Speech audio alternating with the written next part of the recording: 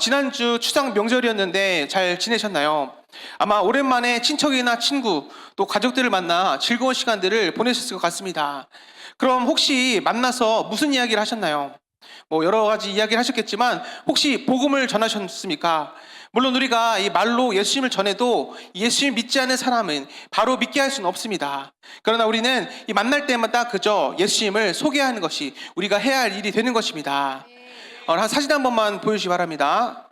아마 우리 이번 추석 때 고향에 내려가면서 보신 분들도 계시고 아니면 그 전에 또 지나다니면서 보실 분들도 계실 거라 믿습니다.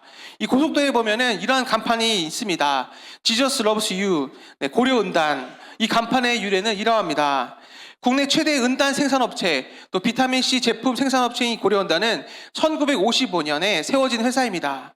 물론 지금이야 이 비타민C 제품으로 더 유명하지만 이 담배를 끊는데 도움을 주는 은단은 데일밴드, 또 에프킬라와 같이 이 고려은단이라는 고유 명사를 만들어냈을 정도로 은단으로서는 독보적인 기업이었습니다. 그런데 이 회사가 이제 은단과 함께 비타민C를 생산하기 시작했는데 문제는 그 당시에 이 비타민C가 생소하던 때라 잘 팔리지 않았다고 합니다. 그렇게 한두 해 지나다 보니 어느새 빛은 눈덩이처럼 불어나 있었고 나중에 이 남은 것이라곤 이 고속도로에 세워놓은 이 고려은단이라고 하는 큰 광고판 뿐이었다고 합니다.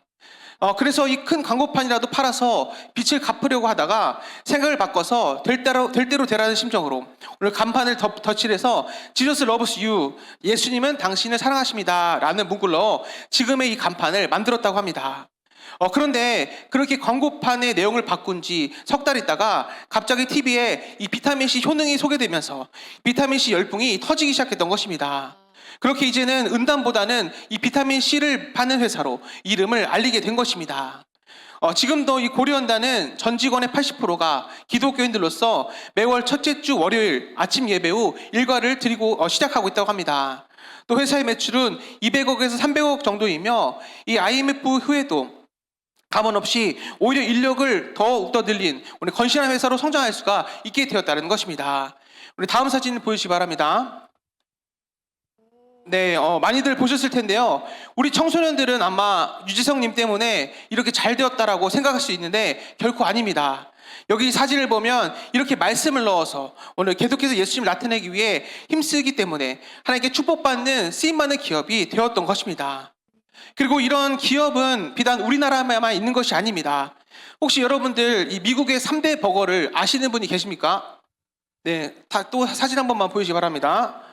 네, 아마 아실 분들은 아시겠지만 이 위에 이 버거들은 한국에 론칭되자마자 수백 명의 인파가 몰려들었던 것으로 유명한 곳들입니다. 이 중에서도 우리가 주목해야 할 것이 바로 가장 앞에 있는 인앤아웃 버거입니다. 네, 사진 한번 또 넘겨주시면요. 오늘 왜냐하면 이 인앤아웃 버거 제품 곳곳에 이 성경 말씀이 붙어 있는데 컵이나 용기 그리고 포장지 곁에 오늘 중요한 성경 구절을 이렇게 적어 놓았기 때문입니다. 사실 앞선 이 고려은단과 인앤아웃 버거처럼 당당하게 이 고객들에게 기독교 신앙을 밝히다는 것은 쉽지 않은 일일 것입니다. 왜냐하면 이 타종교를 믿는 사람이나 불신자 고객들이 볼 때는 기분이 나쁠 수도 있고 때로는 이 손님을 놓치거나 좋지 않은 소문이 날 수 있는 가능성도 배제하기 어렵기 때문입니다. 그러나 한 사람이라도 거기 적힌 성경 구절을 보고 회심하기로 한다면 그보다 더 값지고 의미 있는 일은 없다는 생각을 가졌기에 오늘 말로써 설득하기보다는 이처럼 그저 말씀으로 예수님을 나타내고 있는 것입니다. 그리고 이것이 하나님을 기쁘게 해드리는 것이기 때문에 하나님께서는 두 기업을 사용하시고 각각 업계에서 1위를 하고 선한 영향을 끼치는 선교 기업으로 세우셨다는 것입니다. 그렇습니다. 우리가 살아가는 삶의 최고 목표는 바로 하나님을 기쁘시게 해드리는 것이 할 것입니다. 그것보다 더 귀한 가치가 우리에게는 있어서는 안 될 것입니다. 우리에게는 이 고려은단과 또 인앤아웃 버거의 회장님처럼 커다란 사업을 통해서 큰 일을 할 수 있는 그런 능력은 없다 할지라도 분명한 것은 우리 삶 역시 하나님을 기쁘시게 해드려야 한다는 것입니다. 하나님을 기쁘시게 해드리겠다라는 이 마음이 우리 삶의 동기부여가 되어야 하고 또 그것이 우리 삶을 가치 있게 만들어주는 최고의 목표가 된다는 사실을 우리는 날마다 잊어서는 안 될 것입니다. 예수님께서는 이 땅에 오셔서 항상 마음속에 품고 있었던 생각도 바로 이것이었습니다. 그래서 하나님께서 기뻐하신 일을 행하셨고 하나님의 능력으로 당신의 사역을 온전히 감당하실 수가 있게 되었던 것입니다. 우리 주님은 십자가 위에서 처절하게 죽으셔야 한다는 것이 얼마나 힘든 것인가를 잘 알고 계셨습니다. 그럼에도 불구하고 오늘 십자가의 일을 거부하지 않으시고 묵묵히 순종할 수 있었던 것은 그것이 바로 하나님을 기쁘시게 하는 일임을 아셨기 때문이었습니다. 예수님뿐 아니라 모든 믿음의 선배들 또한 한결같이 하나님께서 기뻐하신 일에 자신의 생을 투자했던 것입니다. 그래서 그들은 결국 이 믿음의 승리자로서 살아갈 수가 있게 되었던 것입니다.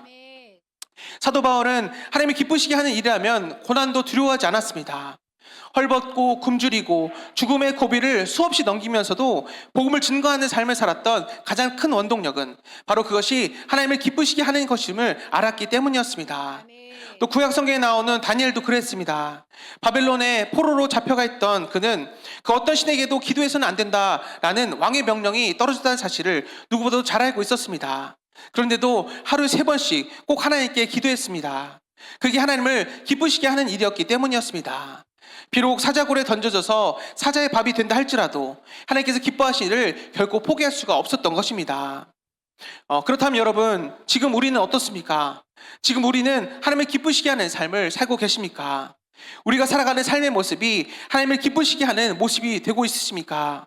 우리 입에서 나오는 그 말 한마디 한마디가 하나님을 기쁘시게 하는 것들이십니까? 또 학교나 직장이든 또 어디를 가든지 간에 우리의 삶이 하나님을 기쁘시게 해드리는 모습으로서 살아가고 계십니까? 우리 다 같이 본문 10절 말씀을 함께 읽어보도록 하겠습니다. 주를 기쁘시게 할 것이 무엇인가 시험하여 보라. 아멘. 여기 보면 주를 기쁘시게 할 것이 무엇인가를 시험하여 보라 라고 말씀하고 있는데, 우리는 어떻게 해야 주님이 기뻐하시는지를 알아보라는 말씀입니다. 그리고 특별히 시험하여 보라라는 이 말씀은 실험을 통해서 증명해 보이라는 뜻을 가지고 있습니다. 철이 얼마나 단단한지를 알아보기 위해서는 망치로 두드려 보기도 하고 뜨거운 불에 넣어도 보는 것처럼 무엇이 하나님을 기쁘시게 하는 것인지를 구체적인 삶의 모습에서 찾아내 증명해 보이라라고 그렇게 말씀하고 있는 것입니다. 우리 하나님의 자녀들은 하나님의 선하시고 기뻐하시고 온전하신 뜻이 무엇인지를 분별해야 할 것입니다. 그래서 하나님께서 기뻐하신 삶을 살아가야 할 것입니다. 그렇다면 하나님께서 기뻐하신 뜻은 과연 무엇일까요? 첫 번째는 빛의 자녀들처럼 행하라는 것입니다. 오늘 우리가 읽은 이 본문은 구원받아 빛의 자녀가 된 그리스도인들에게 삶의 올바른 모습을 제시하고 있습니다. 그래서 사도 바울은 오늘 본문 8절에서 이렇게 말씀합니다. 우리 다 같이 본문 8절 말씀을 함께 읽어보도록 하겠습니다. 내가 전에는 어둠이더니 이제는 주 안에서 빛이라. 빛의 자녀들처럼 행하라. 아멘. 여기 보면 이제는 주 안에서 빛이라, 빛의 자녀들처럼 행하라 라고 하였고, 또 주님은 우리를 향하여 너희는 세상의 빛이다 라고 말씀해주고 있는 것입니다. 옛날 유대인들은 예루살렘을 이방인들의 빛이라고 하였고, 유명한 랍비들을 가르쳐 흔히 이스라엘의 등불이라고 하였습니다.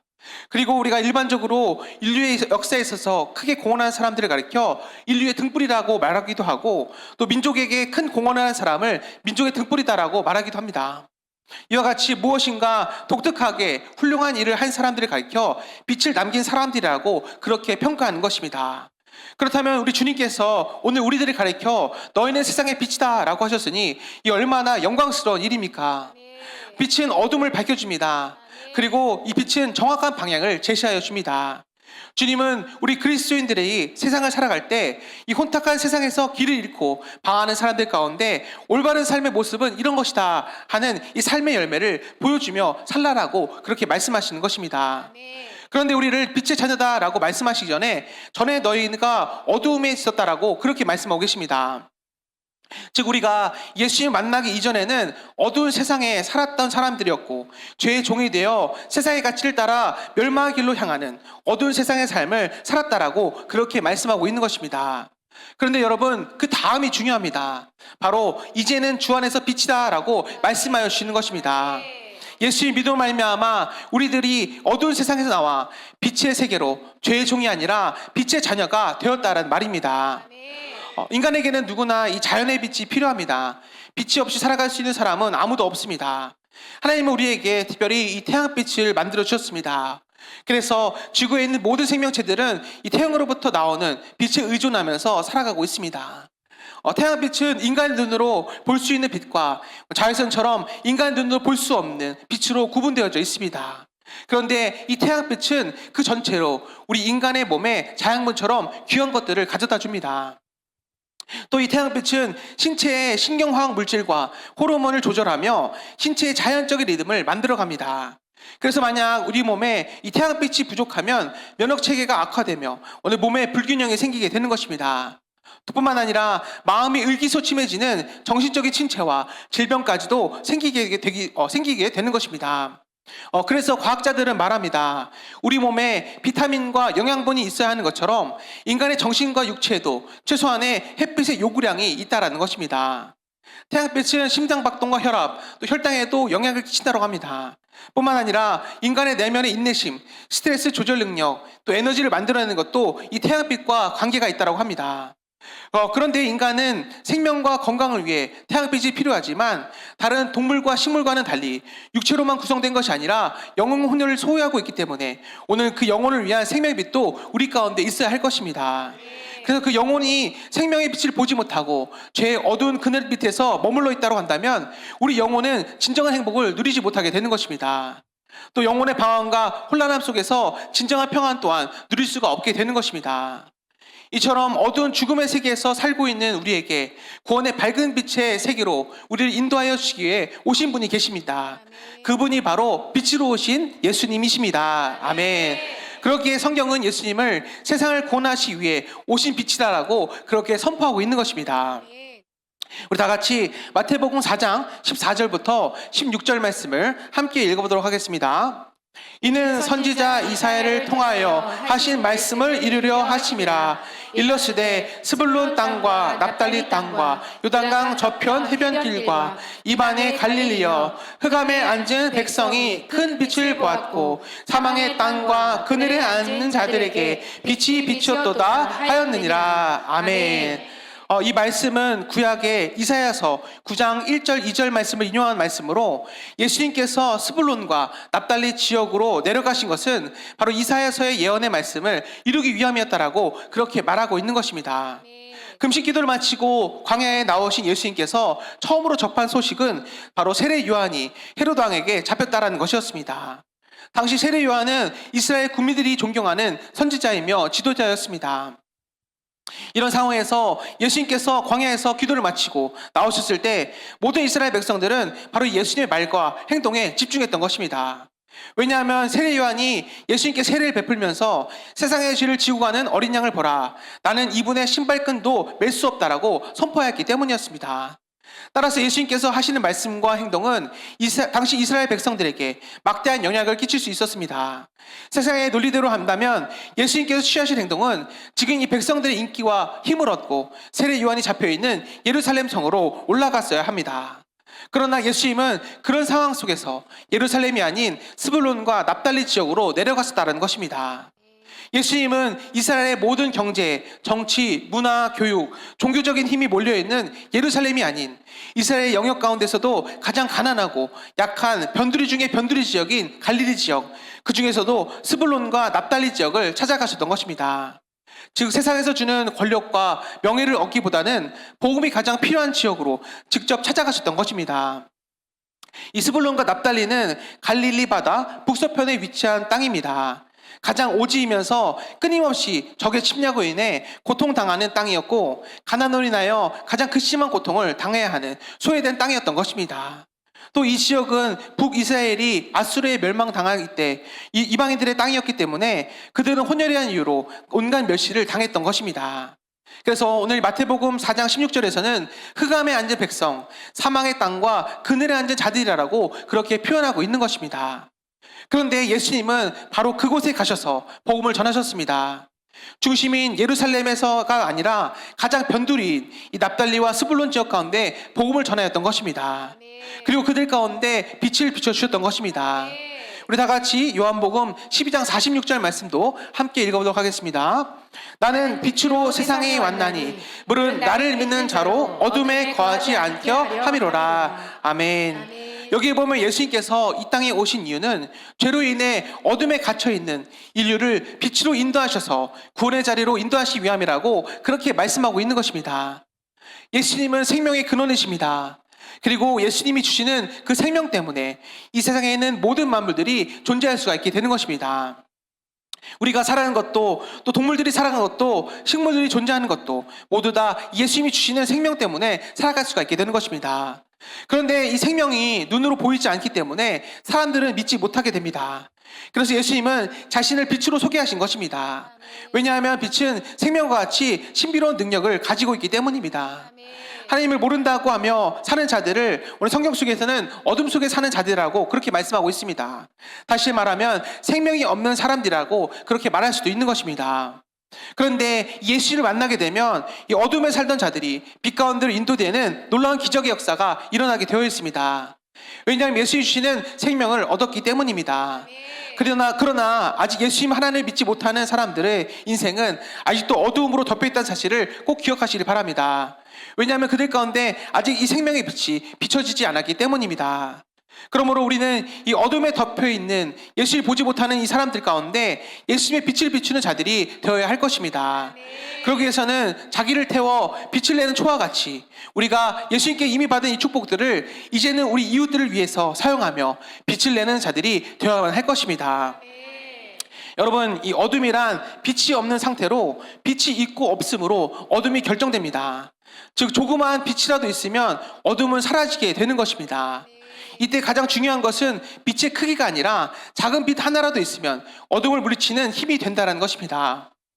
혹시 여러분 중에 G.O.D라는 가수를 아시는 분이 계십니까? 아마 우리 청소년들은 모를 것 같은데 2000년대 이 당시에 지금의 이 방탄소년단과 같은 엄청난 인기를 끌었던 그룹입니다. 많은 히트곡이 있지만 제가 제일 좋아했던 노래가 바로 촛불 하나라는 노래입니다. 이 가사를 좀 띄워주시겠습니까?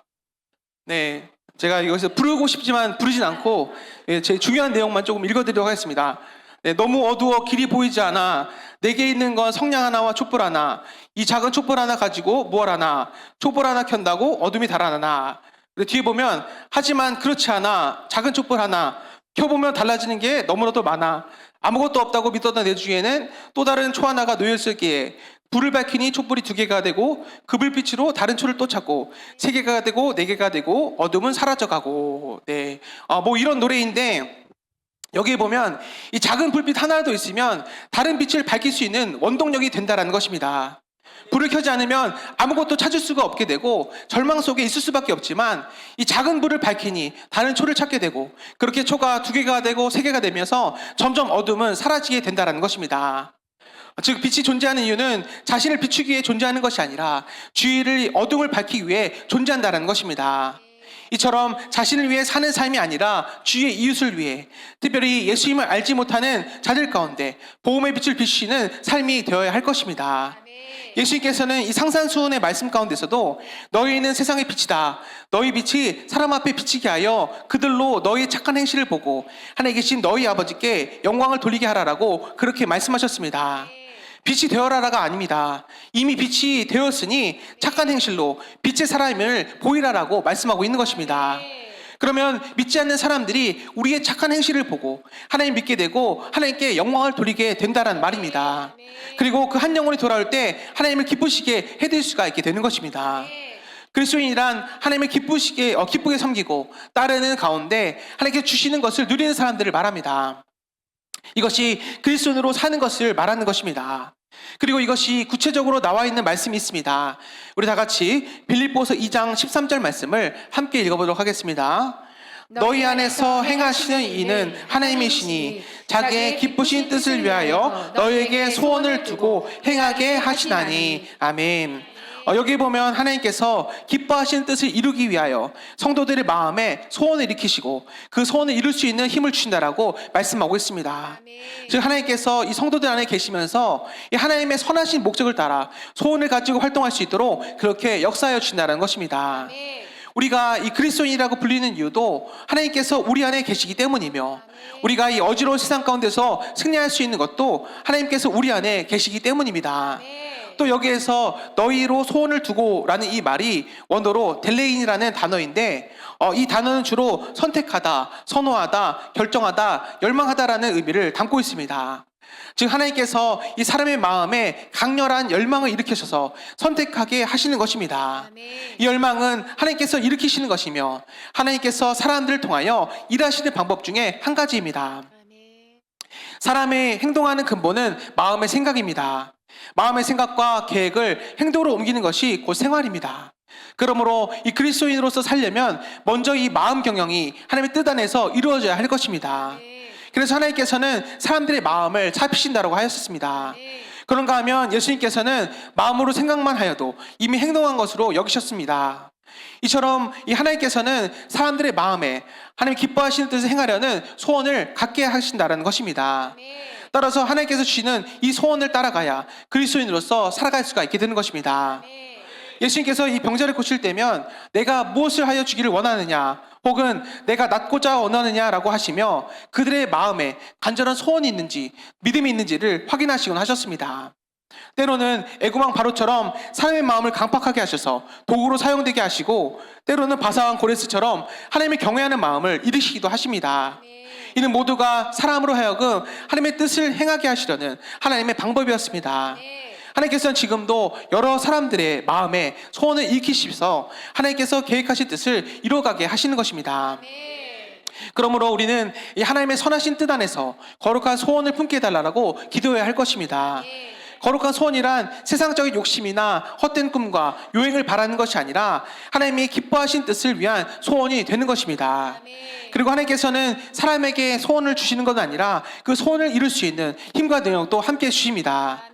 그러나 이 가만히 있어서도 이 힘을 주시는 것이 아닙니다. 하나님 안에 있어야 되고 우리는 항상 이것을 구하며 나아가야 하는 것입니다. 우리 다 같이 빌립보서 2장 15절 말씀을 함께 읽어보도록 하겠습니다. 이는 너희가 흠이 없고 순전하여 어그러지고 거스르는 세대 가운데서 하나님의 흠없는 자녀로 세상에서 그들 가운데 빛들로 나타내며 아멘. 여기 보면 사도 바울은 그리스도인으로 살아가야 할 길들을 가르쳐주고 계십니다. 즉 이 그리스도인으로 살아가야 할 길은 하나님의 자녀로서 세상에 빛이 되는 것입니다. 하나님께서 우리에게 삶을 주시고 또 은혜를 베푸시는 것은 나 하나 잘 먹고 잘 살게 하려는 것이 아니다라는 말입니다. 하나님께서 우리에게 은혜를 베풀어 주심은 우리로 하여금 어그러지고 거스르는 세대에서 하나님의 빛이 되게 하려 하십니다라고 그렇게 말씀하고 계십니다. 따라서 우리는 우리가 빛임을 잊지 말아야 할 것입니다. 그리고 우리 자신이 빛이 아니라 함께 하시는 예수님의 그 빛을 우리가 받았기 때문에 우리도 빛이 될 수 있음을 우리는 날마다 명심해야 할 것입니다. 예수님께서 이 땅에 오신 이유는 죄로 인해 사탄의 종노릇을 하며 어둠 가운데 갇혀있는 인류를 빛으로 인도하여 주셔서 구원의 자리로 인도하시기 위함이라고 말씀하셨습니다. 왜냐하면 예수님은 생명의 근원이시기 때문입니다. 그런데 예수님이 그리고 그 생명의 눈으로 보이지 않기 때문에 사람들은 믿지 못하게 되는 것입니다. 그래서 예수님은 우리가 빛으로 알고 우리는 그 빛을 비추는 자들이 되어야만 한다는 것입니다. 예를 들자면 큰 나무 밑에는 잔디가 잘 자라지 못하게 됩니다. 왜냐하면 그 밑에는 24시간 빛이 들지 못하기 때문입니다. 그래서 그곳은 그냥 흙만 있어서 보기가 매우 흉합니다. 그렇게 빛이 들지 않는 곳에는 생명이 존재하기가 어렵습니다. 그런데 만약에 그 나무를 다 잘라낸다고 한다면 1, 2년이 지나지 않아 곳에는 풀이 나고 꽃들이 피게 될 것입니다. 이처럼 햇빛이 비치는 곳은 이러한 생명이 싹 트는 곳으로 변할 수가 있게 되는 것입니다. 마찬가지로 예수님을 만나면 어둠에 살던 자들이 빛 가운데로 인도되는 놀라운 기적이 일어나게 되어 있습니다. 왜냐하면 예수님 주신 생명을 얻었기 때문입니다. 여기 계신 분들 중에서도 이러한 경험을 하신 분들이 계실 것입니다. 예수님을 모르던 시절 마치 지옥과 같이 힘든 삶을 살았으며 어두운 그늘에서 살던 분들이 있었을 것입니다. 저 또한 마찬가지였습니다. 그런데 예수님을 믿고 나니까 인생이 변화되고 빛 대신 예수님을 만나자 모든 어두움이 떠나게 되었고 저는 결코 그 순간을 잊지 못하게 되었습니다. 사랑하는 베데간 여러분, 빛은 예수님이시고 빛은 바로 우리 삶의 중심이 된다는 사실을 꼭 기억하시길 바랍니다. 빛은 우리를 어둠의 세력에서 벗어나게 하시고 모든 근심과 또 두려움과 걱정의 모든 그런 어둠을 쫓아내는 우리의 마음을 밝게 해주시는 것이 바로 빛이 된다는 것입니다. 우리가 이 복음을 체험하면 예수 그리스도를 만나면 기쁨을 누릴 수가 있게 됩니다. 예수님 때문에 환경과 관계없이 기뻐할 수가 있게 되고 심지어 고난을 당하고 어려움을 당하면서도 우리 내면의 기쁨을 결코 잃어버리지 않게 되는 것입니다. 그렇기 때문에 이 진짜 복음을 소유한 사람은 가난해도 기뻐할 수 있고 또한 병들어도 기쁨을 잃어버리지 않게 되는 것입니다. 왜냐하면 바로 예수님 자체가 기쁨이시기 때문입니다. 그렇기 때문에 예수님과 함께하는 삶에는 늘 큰 기쁨이 따르게 되어 있습니다. 혹시 여기 계신 여러분들 가운데는 이런 기쁨이 계십니까? 우리는 평안한 삶을 사는 환경을 만들려고 이 세상 가운데 남겨진 것이 아닙니다. 우리의 사명은 우리 환경이 어떠하든지 하나님 나라와 그 의를 위해 사는 것입니다. 그러므로 우리 몸이 조금 피곤하고 힘든 일을 만난다 할지라도 하나님 나라가 전해지고 세워질 수 있다면 그것으로 만족할 수 있는 우리가 되어야 할 것입니다. 우리의 모든 환경이 하나님께 영광되기를 원합니다. 현재 그 어려운 환경 가운데 있더라도 우리를 통해 하나님께서 영광 받으시고 복음이 전파될 수 있다면 그것으로도 기뻐할 수 있는 우리 모든 것들이 꼭 되시길 바랍니다. 그러기에는 어떤 어려운 환경 가운데서도 넘어지지 않고 오히려 복음을 더욱더 담대히 전하시는 우리 모든 것들이 꼭 되시길 바랍니다. 세상 가운데 예수 그리스도의 빛을 비추어 어둠을 물리치고 영혼을 구원함으로써 하나님 기쁘시게 해드리는 우리 모든 배대가 되시기를 간절히 소원합니다. 아멘. 하나님께서 기뻐하시는 때 두 번째는 빛의 열매를 맺으라라는 것입니다. 앞서 빛의 자녀들처럼 행했을 때 나오는 말씀의 결과가 바로 빛의 열매를 맺는다라는 것이기 때문입니다. 우리가 빛의 열매를 맺으려면 깨달아야 하는 것이 있습니다. 모든 과실나무에 좋은 열매를 맺으려면 많은 햇빛을 받아야만 합니다. 햇빛을 받지 못하는 나무는 결코 좋은 열매를 맺을 수가 없기 때문입니다. 마찬가지로 우리 삶이 이 빛의 열매를 많이 맺으려면 생명의 빛 되시는 예수님의 말씀으로 우리의 삶을 구석구석 비춰야 할 것입니다. 우리의 삶을 생명의 빛으로 구석구석 비추지 않으면 다시 어두움의 그늘이 서서히 우리의 삶을 덮기 시작하면서 우리는 결코 빛의 열매를 맺지 못하게 되기 때문입니다. 또 빛의 좋은 열매를 맺으려면 어둠에서 나와 빛으로 깊이 들어가야 할 것입니다. 가치관이나 생활 습관 등을 바꿔야 합니다. 그런데 이것이 정말로 너무나 어렵습니다. 모든 사람은 익숙한 것을 좋아하기 때문입니다. 또 이 변한다는 것은 모험이 따르기 마련이고 또 자신을 새롭게 만드는 것이기 때문에 늘 힘들고 어렵기 때문에 우리는 그것을 주저하게 만드는 것입니다. 그러나 그러기에 오늘 이 본문 14절에서는 이렇게 말씀합니다. 우리 다 같이 본문 14절 말씀을 함께 읽어보도록 하겠습니다. 그러므로 이르시기를 잠자는 자여 깨어서 죽은 자들 가운데서 일어나라. 그리스도께서 너에게 비추시리라 하셨느니라. 아멘. 여기 보면 이 사도 바울은 이 잠자는 자리에서 깨어 일어나 죽은 자들 가운데서 나오라라고 그렇게 말씀하고 계십니다. 또 어둠 속에서 일어나 빛으로 나오라고 그렇게 말씀하고 계시는 것입니다. 이 말은 사단은 우리로 하여금 깨어 일어나 빛으로 나가는 것을 싫어하고 방해하기에 이것을 뚫고 이기고 나오라고 그렇게 말씀하고 계시는 것입니다. 깨는 것과 일어난 것은 이 결단과 또 새로운 세계를 향한 열정들이 있어야 합니다. 그래야 빛의 열매를 맺는 자리로 나아갈 수 있기 때문입니다. 어두운 곳, 게으른 곳, 교만한 곳에 머물러 있으면 절대로 이 빛의 자녀로서 열매를 맺을 수가 없습니다. 사단은 광야에서 40일간 금식 기도하신 예수님께 나타나 유혹하는데 결론은 쉽고 편한 길로 가라는 것이었습니다. 또 하나님보다 예수님 자신이 더 인정받는 길을 가라라고 그렇게 유혹했던 것입니다. 그 사단이 지금 우리를 강력하게 유혹하고 있습니다. 그러나 하나님은 그 사단이 유혹하는 자리에서 깨어 일어나고 영적으로 죽은 자들과 함께 노닥거리지 말고 일어나 예수의 빛의 세계로 나아라라고 그렇게 말씀하고 계시는 것입니다. 모든 사람들이 편하고 쉬운 길을 좋아합니다. 우리 신앙생활도 마찬가지입니다. 쉽고 편한 길을 누구나 선호합니다. 예배를 드리는 것보다 놀러 가는 것을 더 좋아합니다. 또 기도하는 것보다 잠자는 것이 더 좋습니다. 순종하는 것보다 왠지 불순종하는 것이 더 쉽고 뭔가 힘이 있어 보입니다. 또 땀 흘리며 헌신하고 봉사하는 것보다 쉬는 것을 더 좋아합니다. 하나님 나라를 확장 위해 우리의 재정을 드리는 것보다 나를 위해 쌓아두고 즐거움을 위해 쓰는 것을 더 좋아합니다. 그러나 분명한 것은 쉽고 편한 신앙생활에서는 빛의 열매를 맺을 수가 없다는 사실입니다. 하나님은 우리를 향해 이 어둠의 자녀가 아닌 빛의 자녀들처럼 행하라고 그렇게 말씀하고 계십니다. 여러분, 이 빛이 하나도 없는 어둠 속을 다니는 사람에게 몇 가지 특징이 있습니다. 첫째는 이 어둠 속에 있으면 어디로 와서 어디로 가는지 모른다라는 것입니다. 한 치 앞도 볼 수 없기 때문에 이 한 걸음 한 걸음을 옮길 때마다 몹시 두려워할 수밖에 없고 불안해할 수밖에 없습니다. 둘째로는 움직일수록 많은 상처가 생긴다라는 것입니다. 열심히 움직이면 더 많은 상처가 생깁니다. 여러분, 이 캄캄한 창고 안을 있는 힘껏 뛰어다닌다라고 생각해 보십시오. 아마 여기저기 부딪히고 또 물건들이 떨어지고 하면서 더 많이 다치게 될 것입니다. 또 셋째로는 그렇다고 치료를 할 수가 없다라는 것입니다. 분명히 고통을 느끼고 아프긴 하지만 얼마만큼 상처가 깊은지를 알지 못합니다. 또 보이지 않으니까 치료할 수가 없습니다. 이처럼 어둠 속에 다니는 사람의 몇 가지 특징만 이야기해도 이것이 예수님을 따르지 않는 사람들과 똑같다는 것을 우리는 알 수가 있게 되는 것입니다. 우리 주변에서 빛듯이 예수님을 만나지 못한 모든 사람들의 삶을 가만히 살펴보면 이 방금 말씀드린 어둠 속에 다니는 사람들의 특징을 확실히 알 수가 있게 됩니다. 왜냐하면 예수님 믿지 않는 사람들이 똑똑하게 사는 것 같지만 사실은 대단히 어리석은 행동을 하며 살 때가 많이 있기 때문입니다. 특히 요즘은 더 이러한 모습들이 뉴스나 인터넷 등으로 자주 목격이 됩니다. 그러면서 우리 사회에서 안정 불감증보다 더 심각한 것이 이 바로 도덕 불감증이 아닌가라는 생각이 들기도 합니다. 그러나 오늘 본질적으로 오늘 그들에게 필요한 것은 도덕의 회복이 아니라 바로 예수님의 회복입니다. 예수님을 만나지 않고서는 결국 그 어두움을 벗어날 수가 없기 때문입니다. 어둠을 몰아낼 수 있는 것은 빛밖에 없듯이 오늘날 우리 사회의 어둠을 몰아낼 수 있는 유일한 대안도 예수님뿐임을 우리는 믿을 수밖에 없습니다. 여기서 우리는 예수를 믿는 것과 단지 종교 생활하는 것의 차이점을 알아야 할 것입니다. 때로는 이 두 가지를 동일한 것으로 착각하는 사람들이 많이 있기 때문입니다. 예수님이 빛이지 종교가 빛은 아닙니다. 즉 어두움 속에 다닌다는 것은 단지 종교 생활을 하는 것을 통해서 극복되지 않는다라는 것입니다. 예수님을 십자가형으로 죽게 만들었던 종교 지도자들도 역시 어둠 속에 다니는 자들이었습니다. 그들은 하나님의 율법을 너무나도 잘 알고 있었습니다.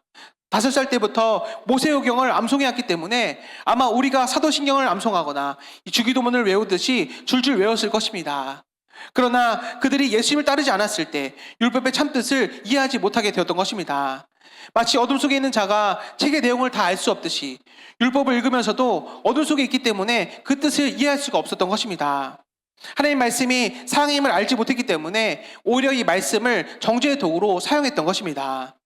우리도 예수님을 제대로 알지 못하면 아무리 종교적인 분위기 속에 살아도 오늘 성경을 바르게 이해할 수가 없습니다. 오히려 이 말씀을 이용해서 가족들에게 상처를 줄 수밖에 없습니다. 그리고 사회를 비판하며 정죄하는 사람이 될 수밖에 없게 되는 것입니다. 단지 이 종교적인 생활만 해서는 우리를 향한 하나님의 뜻과 계획을 알 수가 없습니다. 우리를 향한 이 하나님의 크신 사랑과 은혜 또한 알지 못하게 됩니다. 그래서 우리 신앙은 항상 예수님이 누구신가 하는 것에 초점을 맞추고 있어야 할 것입니다. 또 예수님이 누구신지 알아야만이 우리 신앙생활의 모든 것들의 의미가 밝히 드러나게 되는 것입니다. 한번 예수님을 만나서 용서받는 삶으로 우리 신앙생활은 끝이 난 것이 아닙니다. 용서받은 이후에 지속적으로 주님을 따르는 삶을 살아야 우리는 다시는 어둠 속에 다니지 않고 빛의 열매를 맺을 수가 있게 되는 것입니다. 어떤 사람들은 자기가 술을 끊지 못하고 또 담배를 끊지 못하기 때문에 예수님을 따르지 못하겠다라고 말합니다. 담배와 술을 끊는 후에라도 예수님을 따르겠다라고 합니다. 그러나 그렇게 말하는 사람은 이 말씀을 잘못 이해한 것입니다. 사실 저도 예수님을 믿고 나서 우리 교회 다니면서 또 양육반까지 수료했지만 끊지 못했던 것이 있었습니다. 그것은 바로 술이었습니다. 그러나 계속해서 하나님의 말씀을 듣고 또 목사님을 통해서 그것들이 깨달아지게 되면서 결국 저는 이 술을 끊게 되었습니다. 말씀을 보면 그들은 어둠에 있기 때문에 담배와 술을 끊지 못하는 것이며 예수님을 따르지 않기 때문에 그런 어둠 속에 속하는 것임을 오늘 알게 되었던 것입니다. 예수님을 적극적으로 따르지 않았기 때문에 이 어둠의 요소들이 오늘 그 삶을 잠시 들어갔다는 것을 알 수가 있었던 것입니다. 그러므로 오늘 우리에게 끊어지지 않는 것이 있다고 한다면 더욱더 예수님께 나와 우리가 우리 모든 것들을 내려놓아야 할 것입니다. 마음이 괴롭고 답답할수록 또 삶이 이상하게 고통스럽게 느껴지고 마음이 아플수록 우리는 더욱더 주님께 나아가야 할 것입니다. 왜냐하면 주님께 나오면 세상의 빛이신 주님께서 우리에게 생명의 빛을 비춰주시기 때문입니다. 그런데 우리가 이 어둠 속에 살아가다가 빛 가운데 나오면 한동안은 잠시 더 게으를 수가 있습니다. 우리가 마치 이 캄캄했던 방에 불을 켜는 것과 같은 이치입니다. 불을 켜보면 그동안 어질러져 있던 온갖 물건들과 또 치우지 못한 쓰레기들이 보이듯이 우리가 말씀을 배울수록 또 우리 안에 감춰있던 죄와 고통들이 드러나게 되기 때문입니다. 또 기억하고 싶지 않았던 과거의 죄와 또 고통들이 들춰지면서 견디기가 매우 어렵습니다. 그런데 여러분, 이것이 정상적인 반응입니다. 이럴 때 전혀 염려할 필요가 없습니다. 그것은 우리 삶에 빛이 비춰지기 시작했다는 것을 말해주기 때문입니다. 모든 것이 드러나기 때문에 이제는 우리가 하나씩 제자리에 놓고 치워가면 되는 것입니다. 이때부터 어디가 얼마만큼 아픈지 알 수가 있게 되고, 이 발견된 상처들 또한 치유할 수가 있게 되기 때문입니다. 어둠 속에 있을 때는 아무리 지저분해도 보이지 않으니까 그냥 지낼 수가 있었습니다. 그런데 일단 불이 비춰지면 그냥 그대로 살기가 오히려 더 힘들어지게 되는 것입니다. 그래서 그때부터는 우리 삶이 변하게 되는 것입니다. 물론 불이 들어온 상태에서도 또 환경에 따라서 이 지저분하게 또 어질러진 채 살아가는 사람들도 있을 수가 있습니다. 그런데 오랫동안 결국 그렇게 살기는 어렵다는 것입니다.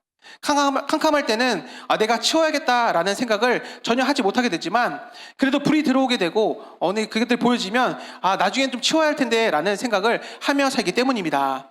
또 금방 다시 어질러도 조금이나마 치워가며 살아갈 수가 있게 되는 것입니다. 또 자기는 잘 정리하지 못해도 잘 치우는 사람의 도움을 받아들이기도 합니다. 깨끗하게 치워주면 보기 좋다고 생각하고 고마워할 줄도 알게 됩니다. 깨끗하게 정돈된 삶 가운데 조금씩 적응함에 따라 이제는 어질러져 있는 것이 보기가 싫어지게 되는 것입니다. 그렇게 결국은 깨끗한 것을 좋아하기 시작하게 되는 것입니다. 이처럼 빛이 우리 삶에 비춰지게 되면 우리의 삶은 생명력 있는 모습으로 변화될 수가 있습니다. 여러분, 특별히 이번 주에는 행복 치유상회가 있습니다. 혹시 행복 치유상회 다 신청하셨나요?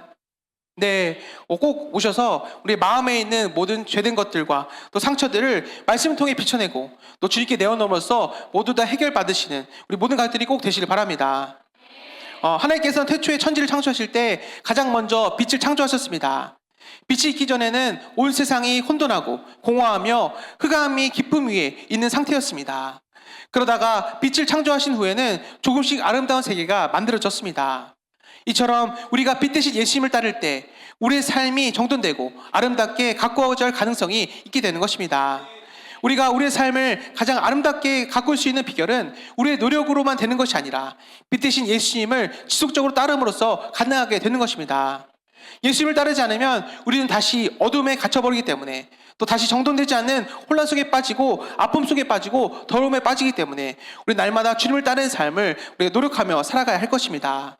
그러면 우리의 삶이 늘 주님을 따르는 삶, 또 빛 가운데 행하는 삶이 될 수 있기를 바랍니다. 빛 대신 예수님으로부터 빛을 잘 영접하는 삶을 살고 있는지 날마다 점검하시길 바랍니다.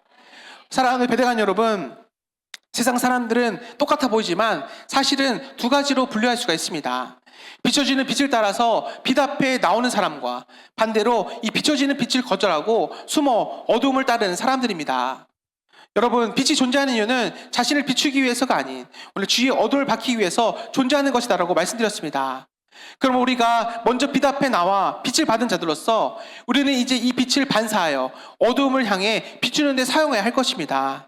우리 주의 이웃을 위해 특별히 예수님을 알지 못하며 어둠 가운데서 고통스러워하는 자들 가운데 복음의 빛을 비추는 삶이 되시는 우리 모두가 되시길 바랍니다. 우리는 빛을 비추는 자들이 되어야 할 것입니다. 그러기 위해서는 자기를 태워 오늘 빛을 낸 초와 같이 우리가 예수님께 받은 이 축복들을 이제는 우리 이웃을 사용하며 빛을 내는 자들이 꼭 되시길 바랍니다. 왜냐하면 이것이 바로 하나님께서 기뻐하신 뜻이며 우리가 앞으로도 계속해서 이뤄나가야 할 사명이자 비전이 되는 것이기 때문입니다. 우리를 사랑하사 우리 위하여 독생자 아들을 내어주신 이 은혜를 바라보며 그 누구보다도 열심히 복음을 전하시는 우리 모든 가족들이 꼭 되시길 바랍니다. 특별히 오늘 말씀을 통해 빛 대신 예수님을 전하는데 두려워하지 마시고 담대히 선포하시길 바랍니다. 왜냐하면 빛 대신 예수님을 만나야 어둠이 떠나갈 수 있고 생명이 살아나기 때문입니다. 우리 하나님 말씀은 우리 하나님은 말씀의 하나님이십니다. 하나님 말씀으로 천지를 창조하셨습니다. 창세기 1장에서는 하나님이 이르시되라는 말씀으로 가득하고 그 말씀대로 모든 것들이 이루어지게 되었습니다. 그럼 우리가 전도할 때도 말씀으로 모든 것을 창조하신 그 능력을 믿고 담대하게 복음을 선포하시길 바랍니다. 오늘 이 말씀을 통해 새롭게 도전받고 복음 전하는 것이 생명에 살리는 것임을 기억하며 오늘 복음의 빛을 비추시고 빛의 열매를 맺으시는 우리 모든 가족들 되시기를 간절히 소원합니다. 아멘.